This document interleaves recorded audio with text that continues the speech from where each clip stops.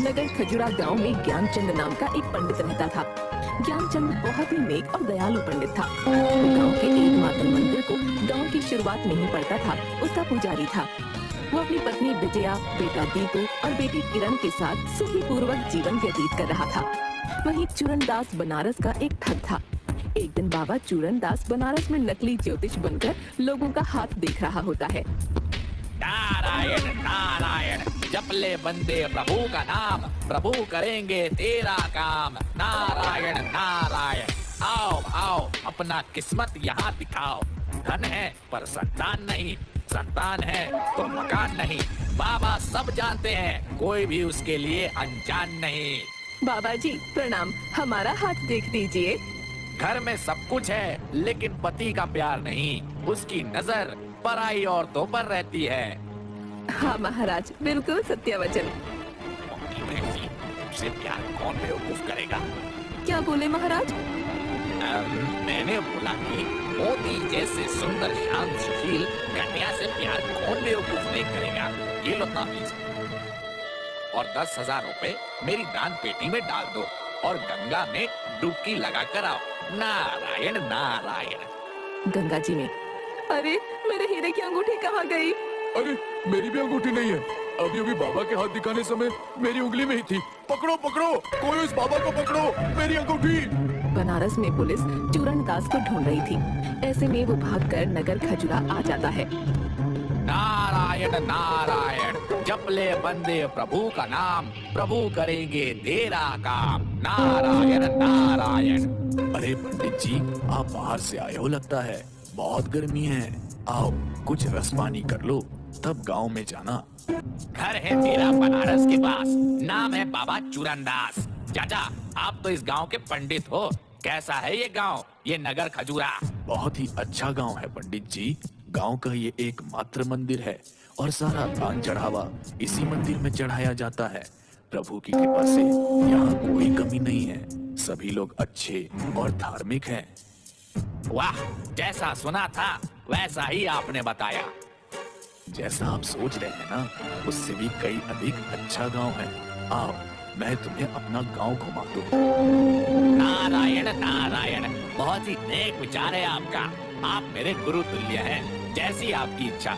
जप ले बंदे प्रभु का नाम, प्रभु करेंगे तेरा काम। नारायण नारायण। बाबा चूरनदास का गांव वाले बहुत ही अच्छा स्वागत करते हैं और उन्हें यथाशक्ति दान दक्षिणा देकर विदा करते हैं। भारी मात्रा में दान धन संपत्ति पाकर चूरनदास अपने घर चला जाता है।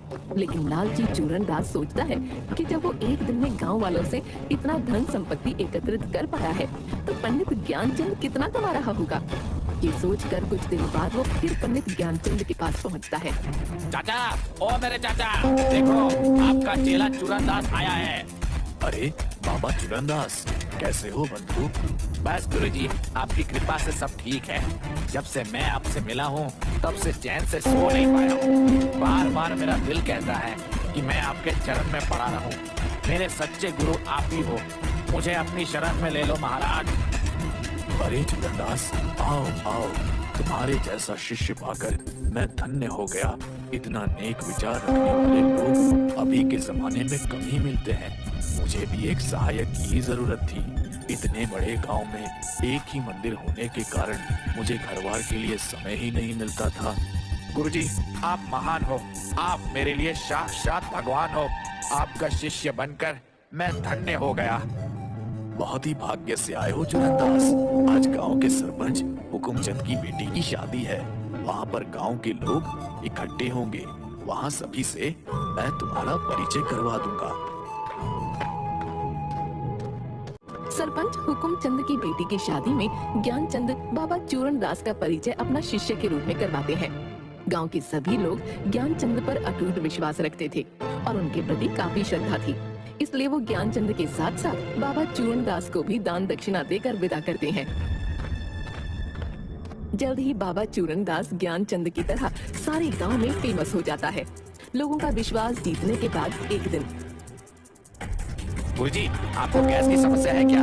ये गोली 1 सप्ताह तक सेवन कीजिए, हमेशा के लिए गैस दूर हो जाएगा। अरे बेटा, ये गैस मेरे मरने के बाद ही जाएगा। बहुत सी जड़ी बूटी और दवा का सेवन करके देख लिया। लाओ तुम्हारी गोली भी खाकर देख लेता हूँ। ज्ञानचंद गोली का सेवन करने लगता है। चूरनदास उसको गोली में नशीली वस्तु मिलाकर देता था, जिसके कारण धीरे धीरे ज्ञानचंद की हालत बिगड़ने लगती है और वो पागलों जैसी हरकतें करने लगता है। एक दिन चूरनदास भगवान के मुकुट को, जो कि 15 किलो सोने से बना था, उसे गायब कर ज्ञानचंद के घर में रख देता है और ज्ञानचंद को फंसा देता है। पुजारी जी, भगवान का मुकुट कहाँ है? मुझे नहीं मालूम सरपंच जी कि मुकुट कहाँ गया। बाबा चूरनदास, आपको कुछ मालूम है कि मुकुट कैसे गायब हो गया? कल रात में पंडित जी मुकुट की साफ सफाई कर रहे थे। जब मैंने पूछा सवेरे भी साफ कर लेते, तो उन्होंने बोला कि सुबह में मंदिर में लोग पूजा करने आ जाते हैं, उससे उन्हें समय नहीं मिलता। फिर मैं सोने चला गया। हमारे गांव में ये पहली बार हुआ है कि मंदिर में कुछ भी चीज इधर उधर हुई है। पंच की राय है कि जब तक मुकुट नहीं मिलता, गांव के बाहर जाने के रास्ते पर तलाशी होगी और एक टीम घर घर में तलाशी लेगी। कासगंज गांव की सारे घरों की तलाशी ली जाती है। तीसरे दिन ज्ञानचंद के घर से मुकुट निकलता है। ज्ञानचंद, तुम्हारे घर से भगवान का मुकुट मिला है, वो भी 3 दिन बाद। 3 दिन तक समय था तुम्हें कि अपने से मंदिर में जाकर मुकुट रख देते। इस विषय में तुम्हें कुछ और कहना है? मुझे इस विषय में कुछ नहीं कहना, मुझे बस मेरे भगवान पर भरोसा है। ठीक है, तो पंच ने फैसला लिया है कि ज्ञानचंद को तकाल मंदिर के मुख्य पुजारी के पद से हटाया जाता है और उनकी जगह पर बाबा चूरनदास को मंदिर का प्रधान पुजारी घोषित किया जाता है। साथ ही ज्ञानचंद और उसके परिवार को मंदिर में प्रवेश करने पर पाबंदी लगाई जाती है। माँ, क्या अब हम लोग सचमुच मंदिर में कभी पूजा नहीं कर सकेंगे? नहीं बेटी, ऐसा मत कहो। भगवान हमारे लिए जरूर कोई रास्ता निकालेंगे। हमें भगवान पर भरोसा रखना चाहिए।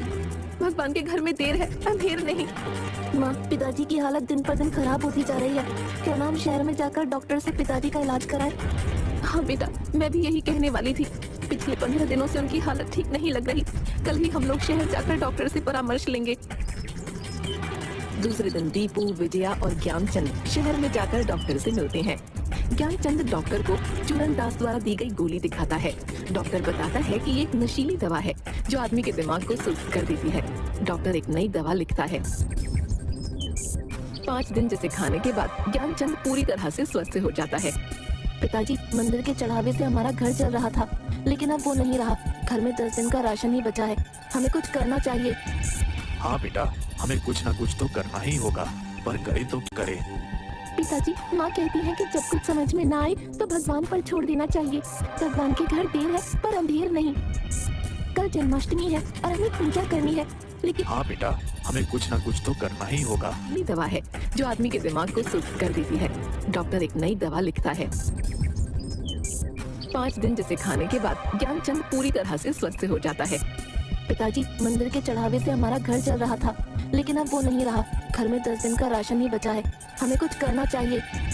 हाँ बेटा, हमें कुछ ना कुछ तो करना ही होगा, पर करे तो क्या करे। पिताजी, माँ कहती है कि जब कुछ समझ में ना आए तो भगवान पर छोड़ देना चाहिए। भगवान के घर देर है पर अंधेर नहीं। कल जन्माष्टमी है और हमें पूजा करनी है, लेकिन हमारे लिए मंदिर के द्वार बंद है। मंदिर के दरवाजे बंद हैं तो क्या, हम घर में ही मंदिर बना लेंगे। तुम्हारे बाबूजी बचपन में बहुत सुंदर मूर्तियाँ बनाते थे। मैं अभी गांव के बाहर से मिट्टी लाता हूँ मूर्ति बनाने के लिए। बेटा, शाम हो गया है, कल मिट्टी ले आना। नहीं पिताजी, कल पूजा है और मूर्ति आज बनेगी तो कल तक सूख जाएगी। दीपू उसी समय गांव के बाहर नदी किनारे से मिट्टी लाने चल देता है। प्राचीन काल में एक बहुत बड़े संत वहाँ पर समाधि लिए हुए थे। रात के अंधेरे में दीपू वहीं से मिट्टी खोद कर ले आता है। ज्ञानचंद रात को 2 बजे तक मेहनत करके उस मिट्टी को एक मूर्ति का रूप दे देता है। सुबह में, अरे वाह माँ, देखो ना, पिताजी ने कितनी सुंदर मूर्ति बनाई है। सचमुच ये मूर्ति लग रही है, अब बोल पड़ेगी। लेकिन ये किस भगवान की मूर्ति है? बड़ी ही विचित्र है। अरे ये कैसे हो गया? मैंने तो कृष्ण भगवान की मूर्ति बनाई थी, ये क्या बन गया है? हाँ पिताजी, मैंने भी देखा था कि आप कृष्ण भगवान की ही मूर्ति बनाए थे। मैंने खुद अपने हाथ से उसे सूखने के लिए रखा था। हे भगवान, पता नहीं क्या होने वाला है। आज मैं पूजा कैसे करूँगी? ये कृष्ण भगवान का फोटो है जो तुम्हारे पिताजी बनारस से लाए थे। इसे ही साफ करके पूजा कर लो। ठीक है माँ, मैं इसे साफ करके पूजा कर लूंगी। लेकिन पिताजी ने इस मूर्ति को कृष्ण भगवान का ही रूप दिया था, इसलिए इसकी भी पूजा करूंगी।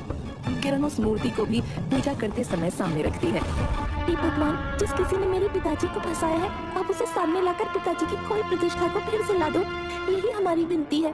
रात 12:30 बजे चूरनदास ज्ञानचंद के घर आता है। गुरुजी, दरवाजा खोलिए। कौन है? मैं गुरुदास हूँ, भगवान का प्रसाद बच्चों के लिए लाया हूँ। देखो कि आप लोगों को तो मंदिर में प्रवेश बंद है, तो मैं खुद प्रसाद लेकर आ गया। बच्चे भूखे होंगे, आपको भी कोई काम नहीं मिला है अभी तक। लो बेटा, इसे खा लो। धन्यवाद चूरनदास, तुमने हमारे लिए इतना सोचा। अरे ये किस देवता की मूर्ति है?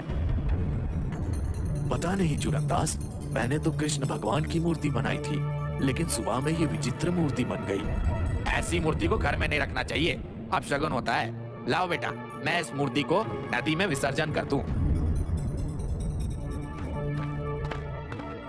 जैसे ही मूर्ति लेकर मंदिर की ओर चलता है, मूर्ति भारी होने लगती है।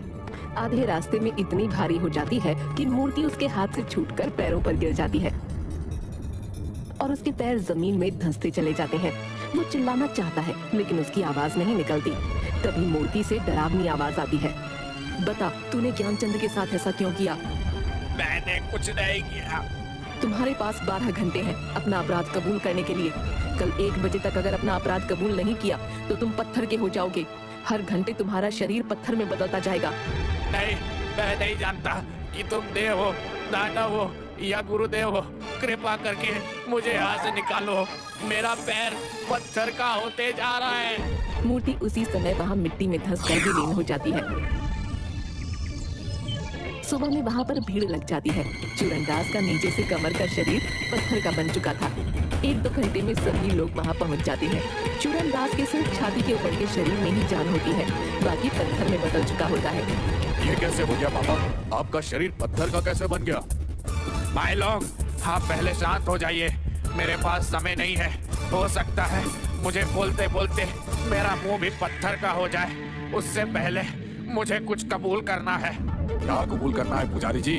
कुछ समझ नहीं आ रहा, साफ साफ समझाइए। मैं कोई पुजारी नहीं, बनारस का एक ठग हूँ। मैं जब से यहाँ आया हूँ तो यहाँ के लोगों का दान दक्षिणा देखकर मुझे लालच आ गया। लेकिन तुमने तो मुझे बताया था कि मैं पंडित हूँ और घूम घूम कर दक्षिणा मांगकर घर चलाता हूँ। गुरुजी, मुझे माफ कर दीजिए गुरुजी। मैं ही आपके घर में मुकुट रखकर आपको फंसाया था, ताकि मैं मंदिर का मुख्य पुजारी बन आराम से रह सकूं। वंश ये फैसला सुनाती है कि इस व्यक्ति चूरनदास को मंदिर के प्रधान पुजारी के पद से हटाया जाता है और पुजारी ज्ञानचंद को फिर से मंदिर का प्रधान पुजारी नियुक्त किया जाता है। कोतवाल जी, इस बनारसी ठग को पकड़कर ले जाइए। तभी चूरनदास के शरीर में एक विस्फोट होता है और उसका शरीर जो पत्थर का बन चुका था फिर से वापस सामान्य हो जाता है। कोतवाल चूरनदास को पकड़े चंद और उसका परिवार फिर से वही प्रतिष्ठा प्राप्त कर लेता है। आप सभी का बहुत बहुत शुक्रिया। अरे पंडित जी, आपका भगवान पर विश्वास और वो अद्भुत मूर्ति जिसके कारण इस बहरूपिये का पर्दाफाश हुआ, उनका शुक्रिया पहले करिए। और एक सबक तो मिला कि किसी पर भी विश्वास करने से पहले जांच पड़ताल आवश्यक है।